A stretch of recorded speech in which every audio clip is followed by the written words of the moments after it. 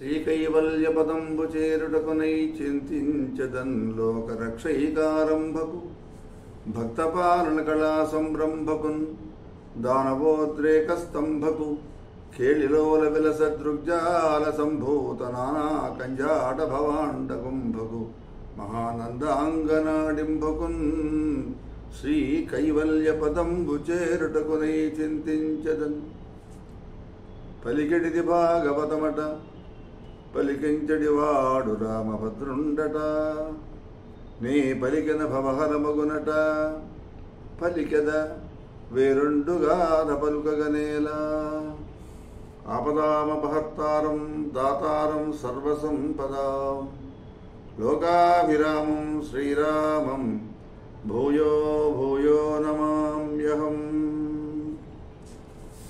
జై శ్రీరామ్.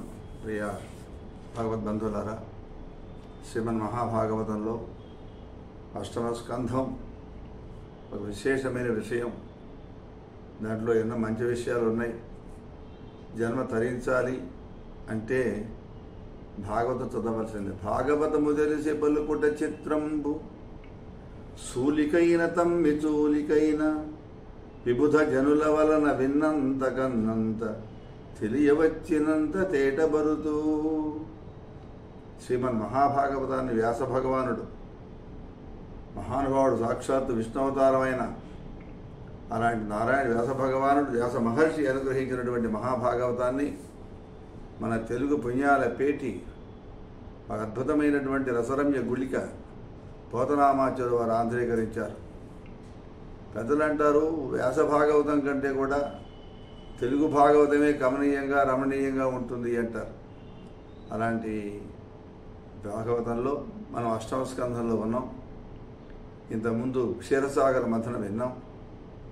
ఆ అమృతం పంపకంలో మోహిని అవతారం ఎత్తడం, నారాయణ మోహినిగా మారడం, సహజంగానే దేవతా పక్షపాతి కాబట్టి దేవతలకు ఇచ్చే క్రమంలో వీళ్ళందరినీ కూడా మోసగించడం, ఆ పంపకాల్లో ఎంతసేపటికి దేవతలకి అమృతం ఇస్తున్నాడు, మాకు ఇవ్వడం లేదు అని చెప్పి ఈ రాక్షసుల్లో ఉన్నటువంటి రాహుగ్రహం వచ్చి దేవతల పక్షాన చేరడం, అది గమనించినటువంటి విష్ణువాడు తలకాయ కొట్టేసేయటం. అందుకే నవగ్రహాల్లో రాహుకి తలకాయ ఉండదు.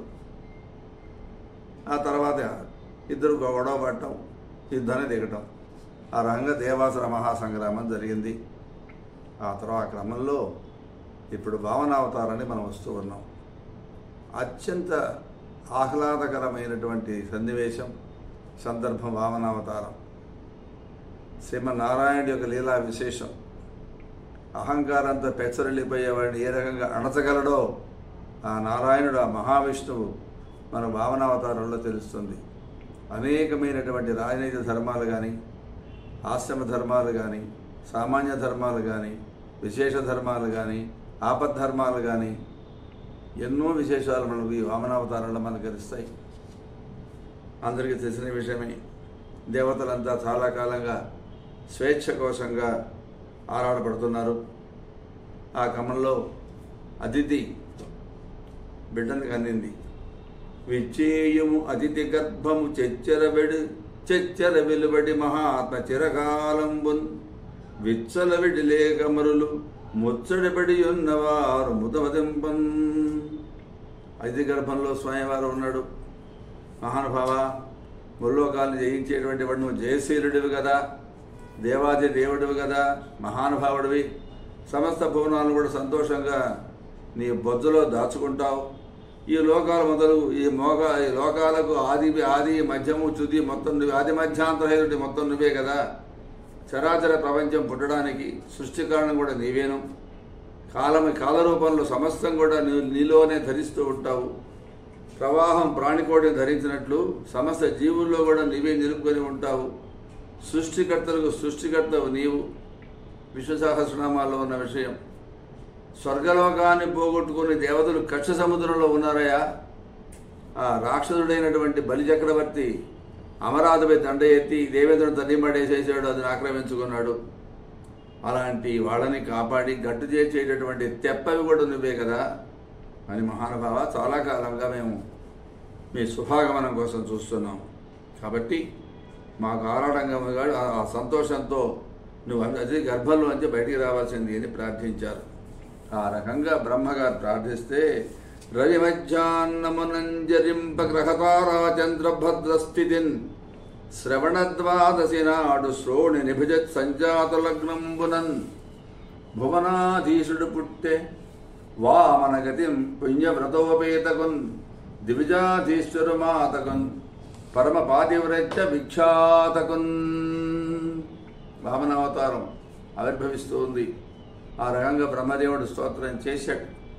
అలా చేసే నిర్మలమైన నియమంతో గొప్ప పతివ్రతగా పేరు పొందినటువంటి మహా ఇల్లాలు దేవమాత అదితి. అదితి అంటే ఆదిత్యుడు అంటే దేవతలు, దైత్యులు అంటే రాక్షసులు. కాబట్టి ఆ దేవమాత అయినటువంటి అదితి గర్భంలో నుంచి వామన రూపంతో మహావిష్ణువు ఆవిర్భవించాడు. ఎట్లా పుట్టాడు అంటే శ్రావణ మాసంలో, రేపు వస్తున్నది శ్రావణ మాసం ఎల్లుండి నుంచి 25 నుంచి, ఆ శ్రావణ మాసంలో ద్వాదశి నాడు శ్రవణ నక్షత్రం, మిట్ట మధ్యాహ్న సమయం, అభిజిత్ లగ్నం, పట్టపగలు సూర్యుడు ఆకాశం నట్టనడమ ప్రకాశిస్తూ ఉన్నాడు. గ్రహాలు, నక్షత్రాలు, చంద్రుడు ఉచ్చ దశలో ఉన్నాయి. అప్పుడు వామనుడు జన్మించినప్పుడు ఆయనకి 4 చేతులు, ఆ చేతుల్లో శంఖము, చక్రము, గద, పద్మము, గోరోజనం లాంటి రంగు వస్త్రం, మకర కుండలాలతో మెరిసిపోయేటటువంటి మంగళప్రదమైనటువంటి చెక్కిళ్ళు, వక్షస్థలంపై శ్రీవత్సం, పద్మాల వంటి పద్మనయనుడు అయినటువంటి వాడు, 9 మూగిన అందమైన వనమాల మెడలో కదులుతూ ఉన్నది. రత్నాలు కూర్చున్నటువంటి బంగారు వడ్డాణం, బాహువులు, కిరీటం, హారాలు, కాళీయందులు, కాంతులు ధగయమానంగా ఉన్నాయి. కమనీయమైనటువంటి కంఠభాగాన కౌస్తుభమణి విరాజమానమవుతూ ఉన్నది. ఆయన రూపం అఖిల జనుల మనస్సును కూడా ఆకర్షిస్తున్నట్లుగా ఉన్నది. అట్లా ఆయన పుట్టాడు. అంటే జన్మించాడన్నావా? అప్పుడు ఆయన పుట్టంగానే చింతంబాసిరి, వాముడు పుట్టంగానే యక్షులు, గరుడులు, దేవతలు, సిద్ధులు, నాగులు చింతలు పోగొట్టుకున్నారు. దుఃఖాలు పోయినాయి వాళ్ళకి. సాధ్యులు, చారణులు, ఋషులు, ఋత్విజులు, విద్యాధరులు సంతోషపడ్డారు. సూర్యుడు, చంద్రుడు జేగీయమానంగా ప్రకాశిస్తూ ఉన్నారు. గంధర్వులు, కిన్నరులు, కింపురుషులు వాద్యాలు మోగిస్తూ ఆటపాటలతో ఆకాశంలో నాట్యం చేశారు. భగవంతుడే ఇప్పుడు జన్మించినటువంటిది ధర్మరక్షణ కోసంగా. దిక్కులలో ఉండే రంగులన్నీ కూడా మారిపోయినాయట. 7 సముద్రాలు కూడా నిర్మలమైపోయినాయట. భూమి పొలికించిందట. బ్రాహ్మణులతో దేవతలంతా కూడా ఆకాశంలో ఉండి సంతోషాన్ని వ్యక్తం చేశారట. సాధారణంగా పొదరులు విశేషంగా పూలజల్లులు కురిపిస్తూ ఉంటాయి. దేవతలు కురిపించిన పూలవానల మకరంద బిందువులంతా కూడా వ్యాపించాయిట. పుప్పుడులతోటి కుప్పలతో భూభాగం నిండిపోయిందిట. ఆనంద పారవశ్యం. ఈ మహాభావనుడి ఎట్లింతకాలంబు ఉదరమందు నిలిచి యుంటెననుచు అదితి వెరుగుపడి ఆనంద జయశబ్దములను కశ్యపుండు మగిను తెంచి. ఆ తర్వాత వామనుడిని చూచిన తర్వాత ఈ మహానుభావుడు ఇంతకాలము నా కడుపులో ఎట్లా ఉన్నాడా అని అదితి ఆశ్చర్యపోయిందిట. ఆనందంతో ఉన్నటువంటి జయ శబ్దాలని కశ్యపుడు అయితే భర్త ఆ స్వామిని స్తుతించాడు. తండ్రి ఆయనే, కానీ విష్ణు రూపంలో ఈ వామనుడిగా ఉన్న బిడ్డల స్తోత్రం చేస్తూ ఉన్నాడు ఆయన. అప్పుడు వామనుడు ఆయుధాలు, అలంకారాలు కలిగిన దివ్యరూపాన్ని వదిలిపెట్టేశాడు. కపట బ్రహ్మచారిగా మారిపోయినాడు.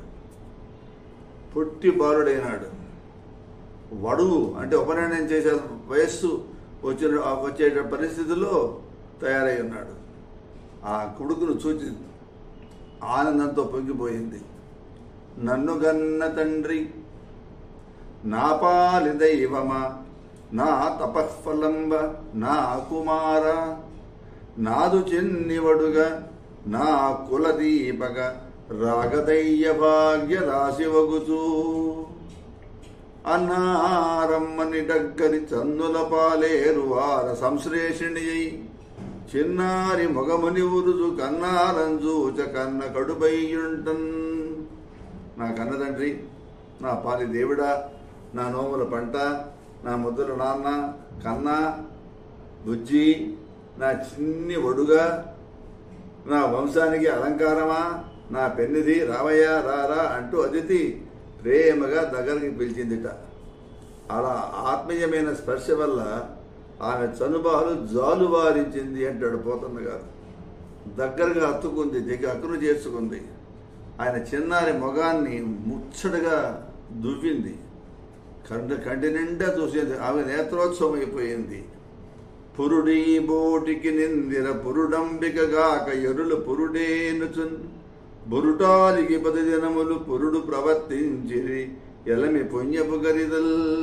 మీ ఇల్లాలకి లక్ష్మీ పార్వతులే సమానమైనటువంటి వాళ్ళు, ఇతరులు సమానం కానే కారు అంటూ అక్కడ ఉన్నటువంటి వాళ్ళందరూ కూడా, పెద్దవాళ్ళంతా కూడా ఆమె ఎంతగానో మెచ్చుకున్నారట. ఆ ముత్తైదువని. ఆమెకు 10 రోజుల పాటు పురుడు, మనందరూ తెలిసిందే కదా, పురుడు అంటే 10 రోజుల పాటు. ఆ తర్వాత వామనుడికి బడుగు చెయ్యాలి అని చెప్పి కశ్యప ప్రతాపజను ముందు పెట్టుకొని మునీంద్రులంతా కూడా తమ కార్యకలాపాలు సాగించారు. ఎట్లా చేద్దాం, ఏ రకంగా చేయాలా, ఎప్పుడు చేయాలని. వామనుడికి సూర్యుడు గాయత్రి మంత్రాన్ని బోధించాడు. బృహస్పతి యజ్ఞోపవీతాన్ని ఇచ్చాడు. కశ్యపుడు ముంజు దర్భాల మొలతాడుని ఇచ్చాడు. అదితి అంటే తల్లి, గోచి అంటే కౌపినాన్ని ఇచ్చింది. భూదేవి నల్లని జింక చర్మాన్ని ఇచ్చింది. చంద్రుడు దండాన్ని ఇచ్చాడు. ఆకాశం గొడుగుని ఇచ్చింది. బ్రహ్మ కమండలాన్ని ఇచ్చాడు. సరస్వతీదేవి జపమాలని ఇచ్చింది. 7 ఋషులు పవిత్రమైనటువంటి దర్భలని బహుమానంగా ఇచ్చారు. ఈ రోజుల్లో అయితే ఇవన్నీ కనపడవు మనకి. ఒక శాస్త్రీయమైన విధానం ఏమిటంటే, ఆ బడుగనేటువంటి బటువు ఏ రకంగా ఉండాలో, వాడికి ఏ వస్తువులు కావాలో అవన్నీ కూడా చెప్తున్నాడు. ఇవన్నీ కూడా వాళ్ళు బహుమానం చేశారు ఆయనకి. ఎప్పుడు ఏం చేశారు? భిక్షాపాత్రను ఇచ్చెను, భిక్షాపాత్రిక ఇచ్చెను, యక్షేషుడు వామనునకు అక్షయం అనుచున్ సాక్షాత్కరించి పెట్టెను భిక్షునకు భవాని పూర్ణ భిక్ష నరేంద్ర. శుకుడు చెప్తున్నాడు పరీక్షణ్ మహారాజు గారికి, పరీక్షణ్ మహారాజా, కుబేరుడు వామనుడికి భిక్షాపాత్రను ఇచ్చాడయ్యా. జగన్మాత గౌరీదేవి పార్వతీదేవి ప్రత్యక్షమై అక్షయ నాయన బిడ్డ అంటూ ఆ బ్రహ్మచారికి గడుపు నిండా రెండైనటువంటి భిక్ష పెట్టిందిట. అన్నపూర్ణదేవిలాగా ప్రసిద్ధులైనటువంటి బ్రహ్మ ఋషులు వామనుడిని ఆశీర్వాదం చేశారు. ఆ తర్వాత ఆ బ్రహ్మచారి సంప్రదాయం ప్రకారంగా వేదమంత్రాలు చదువుతూ వెలిగిపోయేటటువంటి తేజస్సుతో అగ్నిహోత్రంలాగా ఉన్నటువంటి వెలుగుతోటి ఉత్సాహంతో హోమం చేశాడు ఆయన. ఇక్కడ రసకందాయం అంతా ఇక ఉంది. ఇప్పుడు బలిచక్రవర్తి దగ్గరికి వస్తూ ఉన్నాడు వామనుడు. అది కూడా చూద్దాం. జై శ్రీరామ్.